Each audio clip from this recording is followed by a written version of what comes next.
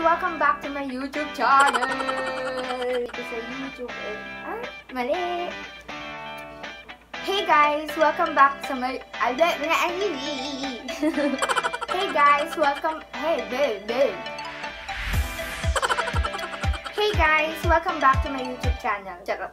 So, ayan guys, na lang muna yung itatawag ko sa inyo hanggat wala pa akong naiisip na itatawag sa family natin dito sa YouTube. So, kung may naiisip kayo na pwede kong itawag sa inyo, gusto kong itawag sa inyo, so, pwede kayong mag-suggest, i-comment nyo lang, or i-PM nyo ako sa social media account ko.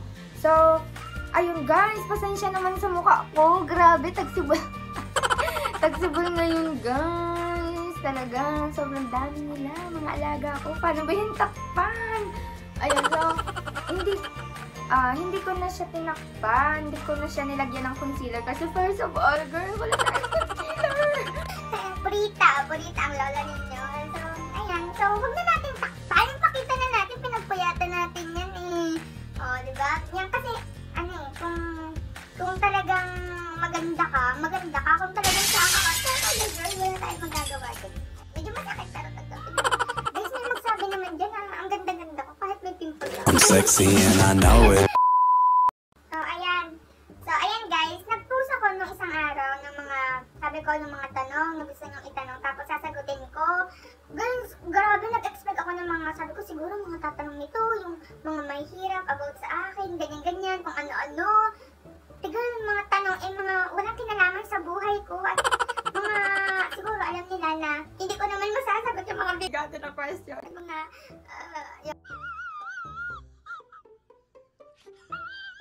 so, kaya ang mga tanong naman nila talagang mga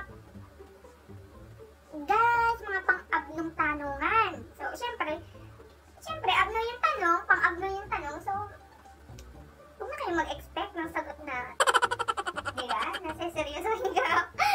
Okay. So, magsimula na tayo. Ay guys, gusto ko nga palang sabihin na dati, meron akong YouTube channel. Tapos, nag-post ako doon ng mga TikTok compilation, ng mga yes, ice prank. Tapos mga konti pa lang yung video ko, tapos parang mga 100 subscribers pa lang siya. Siguro tapos biglang nawala yung channel. Naka-copyright daw ako dahil doon sa intro ko dati. So, ayan, mga hindi nagbabasa ng mga patakaran. Kaya nagpapahamak. So, sobrang nang problema ako doon. Nakala ko, yung problema, kala mo 1 million subscribers na. Ayan. Ngayon, oh my God! Makakapagsimula na tayo ng bangga. Ayan, lumalago ng family natin. Guys, so, sinulat ko lang iyan. O, tingnan nyo naman. Ang yaman natin. Writing notebook. Yes! Pinilas ko lang to. So, sinulat ko lang siya kasi wala akong phone. Ayan, oh, nagre-record. So, pasensya naman. Baka naman may gusto magbigay dyan. Baka may hindi na kayo ginagamit dyan ng phone. Kaya naman. So, ayan. So, simulan na natin yung tanong. Okay. Bakit hindi ka na nagtuloy ng BSA? Yeah! Yan. Galing kay Nicole Rado. Hello, Nicole Rado. Sa mga hindi nakakaalam, course ko kasi dati, accountancy. Tapos, ayan, nag-shift ako sa business administration. Tapos, major in marketing management ako ngayon. Ayan, bakit hindi ko na daw tinuloy yung BSA? So, bakit kayo pagpapatuloy yung bagay na hindi naman na ako masaya?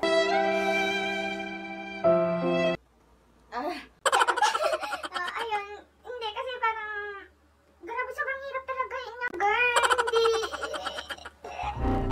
Hindi siya maabot ng brain ko. Sana on my brain. Ayun, hindi ko talaga siya kaya. Sobrang hirap niya. So ngayon, parang masaya naman na ako sa course ko ngayon. Parang papilit na ako lagi. Ayun, nakikita ko na yung future ko dito. Masaya ako. Yun. Mas nakaka-relate ako. Mas appreciate ko yung buhay ko. Wow! Okay, sunod. So, ayun. So, pangalawa, ay galing kay Ate Shane Chelsea. Kayo na ba? Ate Shane, no! Baby. Ayan, kayo na ba? hindi ko alam kung sinong tao yung tinutukoy mo. O baka magsabi ako ng oo, magsabi ako ng hindi, tapos iba naman palang tao yung tinutukoy mo. Diba? Baka mapahamak tayo, girl. Safe ba? Oh, okay, safe. Ligtas tayo daw. Nakatakas tayo sa tanong. Okay, next. Ano ka na after 10 years? Galing kay Kuya Jester Lasak. Siguro tao na ako nun. Wait a minute! Who are you? Sino nakatao ngayon? Oh, medyo. After 10 years, so, siguro, okay, seryoso tong sagot na to. Siguro 10 years. After 10 years, siguro, syempre, 20 years old na ako ngayon. Tapos, plus 10, edi, Wow, nag-compute. 30 years old. siguro, ano na, nanonood ako ng probinsyana.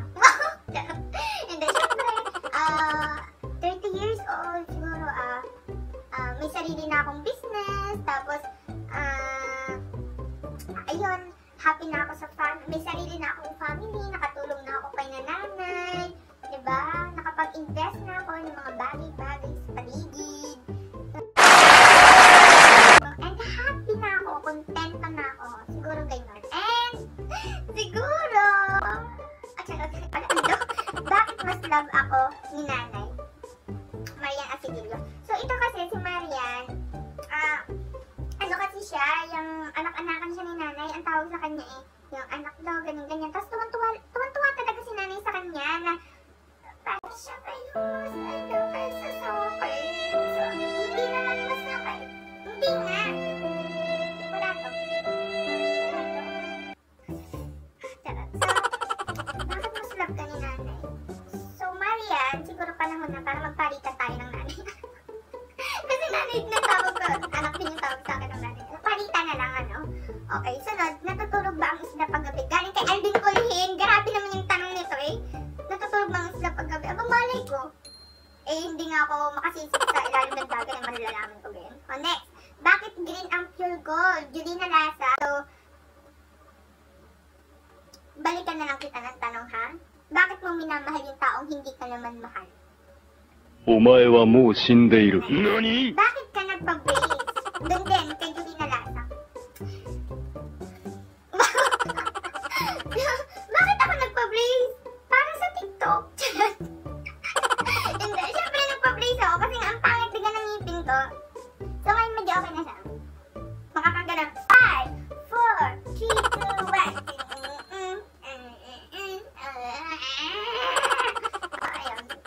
Nagpa-brace ako kasi nga parang wala yung sangka dito. Kasi may sangka ka dyan, tapos ang pangat dito sa baba. So ngayon medyo, makakangiti na tayo ng bonggang-bongger. Okay? Next. Bakit nasa labas ang brief ni Superman? Galing ulit to kay Alvin Puntin. Okay. Bakit nga ba? Abumali. Siguro dahil mahalaga sa kanya yung bagay na yun. Mahal niya yung bagay na yun. Kaya ipinagmamalaki niya sa buong mundo na meron siya nun. So dapat ganun lahat ng lalaki. Hindi ko sinasabi na dapat ilabas niyo yung ano niyo. Pero ang sinasabi ko, kung talagang mahalaga sa inyo yung bagay na yun, kung talagang mahal niyo yung bagay na yun, ipagmalaki niyo sa buong mundo na diba? Hindi yung tinatago-tago mo na sabihin nyo na mahal nyo tapos hindi nyo naman pinagmamalaki. Ang galit. Next! Ako na. Tapos na ba ang research nyo? Girl, no! No, no, no, no! Next. Sure pass ka na ba? Hindi ko sure kung pasa na ako sa kanya Hindi ako sure kung pasa ako sa kanya. Pero pagdating sa subject ko, lalong hindi pa sa! Girl, natakot dito. Ayan, so, hindi ko, nakakaya ka naman yun. Wow. Hirap. Hindi naman sobrang hirap ng subject, pero dahil nagsasabay-sabay yung mga requirements, ganyan-ganyan, ang dami masyadong gawain, medyo napapaisip, papasa ka ba? Pero, diba, sana makapasa tayong lahat, girl. Magdasal-dasal na lang. Baka naman, Lord. Baka naman. Next. Kapag ang uod na matay, inuud pa din ba? Galing to kay Kathleen Garcia.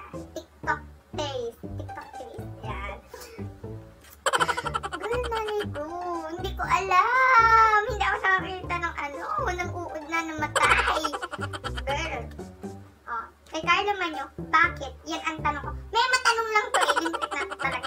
Sunod, kay Bradley din, no? Talaga ba po? Oo, talaga. Next, maganda ba ako? May Kim Aba tayo, ha? Kim Aba tayo. May bayad ba to? Para sabihin ko na syempre naman. O, syempre naman, may ganda nga, lahat tayo may kanya-kanyang kagandahan. Right. So, ayun. Tayo, ikaw maganda ka din. Maganda tayo lahat. Diba? Tayo na lang magsasabi ng sarili natin. Sabihin natin na maganda tayo. Tapos susunod na yung ibang tao. Sabihin, ay maganda ka. Maganda ka. Oh, next. Bakit malakas ka umutot? Bakit malakas ka umutot? By RJ De La Paz.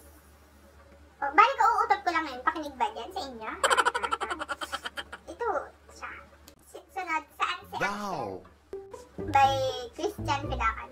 O, ito. Kasi meron akong bibibibehan. Wow, bibibibehan! Imaginary baby. So, ang pangalan niya ay Axel. Ayun. Andun siya sa bahay. Natutunan siya ng baby.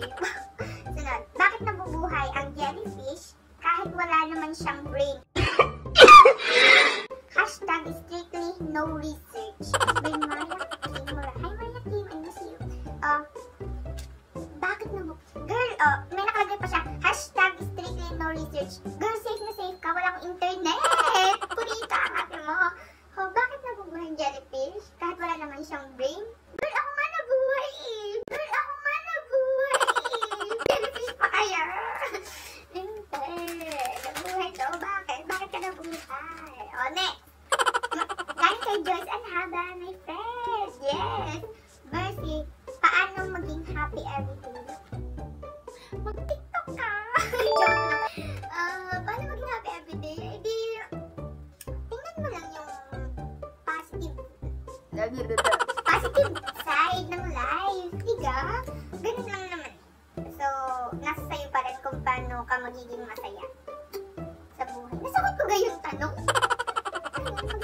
Positibo lang tayo. Kahit na may problema, kahit na hindi ka niya mahal, tanggapin na natin.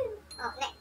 What is the biggest ito galing kay Sir Michael Mendoza. Sobrang sayo ko kasi teacher namin to. Tapos, ayan, nagko-comment siya, ganyan-ganyan. So, sabi niya, ang tanong niya, what is the biggest mistake you have done in your life and what did you do to make it right?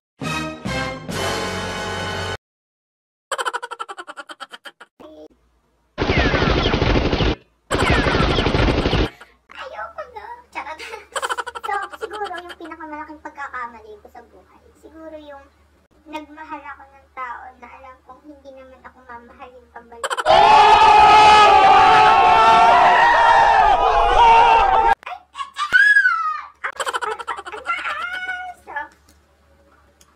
Siguro, hindi man yan. Siguro para sa akin, ito tunay ito ha, usapang pera to guys. So, ang pinakamalaking pagkakamali ko, yung nagtiwala agad ako sa tao na hindi ko pa naman gaanong kakilala. Guys, nagpautang ko ng malaking pera. Wow, yaman ka girl. Nagpautang ako ng pera na kahit na hindi ko naman talaga siya kilala. Tapos, ang galing niya magpaawa na ganito daw, na may sakit daw, may kailangan bayaran, may kuryente. So ako, hindi ko naman napapansin na bakit parang niloloko na ako nito. So, sige. Tapos parang, ayan, nung sinisingil ko na siya, tapos ayan, isang linggo daw, babayaran daw niya. Tapos parang hindi niya binabayaran. Tapos anti-anti, parang napapansin ko na, pag sinisingil ko na siya, parang, medyo, na siya, yung naiwas na siya sa akin, tapos, hindi na siya nagpapakita, tapos, pangako siya ng pangako ng date, tapos hindi naman siya dumarating, hindi naman niya binabayaran. So, guys, sobrang na-stress talaga ako nun kasi October yun, tapos, October, November, December, January, yung parang, wala, talagang sobrang, parang medyo natatanggap ko na hindi ako mababayaran. Guys, estudyante lang naman ako, parang, Wow! Grabe, malaking bagay sa akin din yung pera na pinagpaguran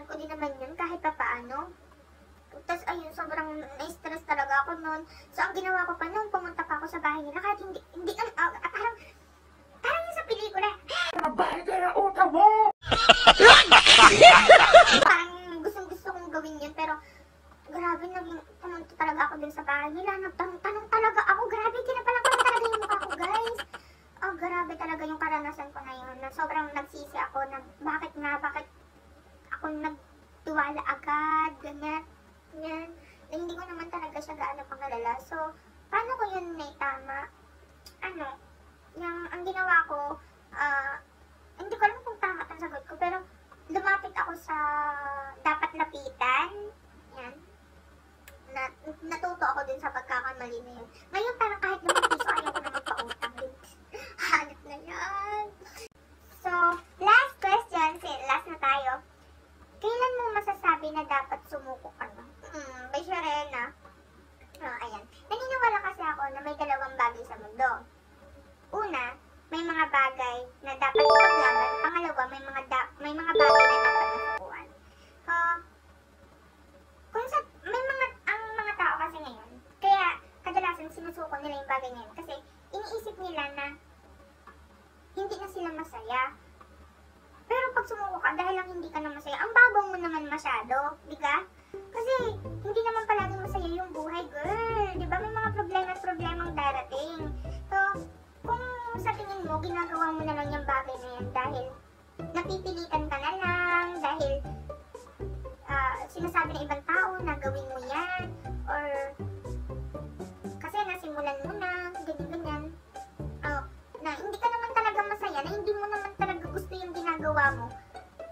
So, girl, mag-isip-isip ka na, diba? Parang mapapaisip ka din na, diba? Tapos, bago mo sukuan yung isang bagay, isipin mo kung okay lang ba sa'yo na sukuan mo yung bagay na yan? Mas magiging masaya ka ba? Mas magiging kontento ka ba? Mas magiging makabuluhan ba yung buhay mo kapag sinukuan mo yung bagay na yan? Kasi mas maganda, mas masayang gumising sa umaga na alam mo na yung gagawin mo, yun talaga yung gusto mo, na kahit gaano karaming problema, kahit talagang maraming sabihin sa'yo yung ibang tao, gagawin mo yun kasi yun yung gusto mo eh. Diba? Yun yung pangarap mo, una pa lang, diba? Mas magandang, kasi may mga bagay na kapag binitawan mo na, may mas hahawakan ka na bagay na yung mas gusto mo, diba? Pero, diba? Kung gusto mo talaga yan, diba? Huwag mo yung sukuan, ipaglaban mo na. Diba? Ganun lang kadali. So, pero, kung talagang napapaisip ka lang sumuko kasi may problema, kasi medyo napapagod ka na, magpahinga ka na, huwag mo agad isuko, diba? Kasi baka mamaya pagsisihan mo rin sa huli pag sinukuan mo, diba? At sana pagdating ng araw, mapapasabi ka sa sarili mo na, ay, thank you Lord, thank you kasi hindi ako sumuko, thank you kasi hindi ko ito binitawan. Diba? Yun. So, ayan, laban lang ng laban, girl. Sana may naitulong, no? Para, sana nasagot yung tanong. So, ayun guys, sagot Ayun guys, so, tapos na yung question, sasagot ko na lahat. So, konti lang talaga yung nagtanong, guys. Ayun guys, kung may mga gusto pa kayong gawin ko, mga prank, challenge, or kahit na anong video na gusto nyo na gawin ko, ayan, feel free to comment down below, and pwede nyo rin akong i-message sa social media account ko. Hey guys, so nakalimutan ko pa na magbigay ng shoutout nung nagre-record ako ng video. So ngayon, shoutout muna tayo. Shoutout kay Kim Abatayo, Marian Asidilio, Jomar San Andres, Mocha Bella Adam, Luis Nicole Leido, Jeremy Landoy, Ginny Soto, Kathleen Garcia, Abigail Lucero, Lara Cagete, Vina Ahena, and Dana Yugo. And guys, visit nyo rin sa Facebook yung Devicy Hub. So, ang gaganda ng case doon, ng phone, and super affordable ng price niya. So, doon talaga ako bumibili ng mga case ko. And guys, yung pa-subscribe na rin doon sa Chase Nightcore channel. So, sobrang gaganda ng mga music doon. So, yun lang guys. Thank you. ayun, hanggang dito na lang yung video natin. Sana nag-enjoy kayo. Bye-bye!